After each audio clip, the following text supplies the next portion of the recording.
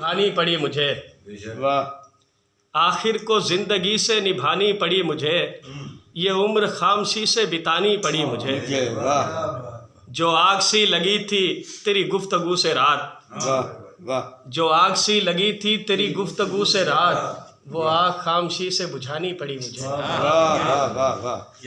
جو آگ سی لگی تھی تیری گفتگو سے رات، وہ آگ خاموشی سے بجھانی پڑی مجھے،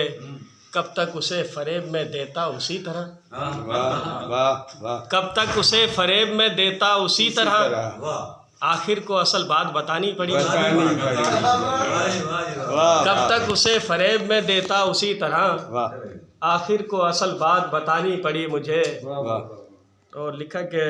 ایک روز جا کے بیٹھ گیا اس کے سامنے، میاں صاحب واہ ایک روز جا کے بیٹھ گیا اس کے سامنے، کچھ ایسے اپنی یاد دلانی پڑی مجھے، ایک روز جا کے بیٹھ گیا اس کے سامنے، جی کچھ ایسے اپنی یاد دلانی پڑی مجھے، مجھے شوکت میاں یہ غم کی عمارت عجیب ہے، واہ بنیاد آنسوؤں سے اٹھانی پڑی، اٹھانی پڑی واہ واہ واہ واہ واہ زبردست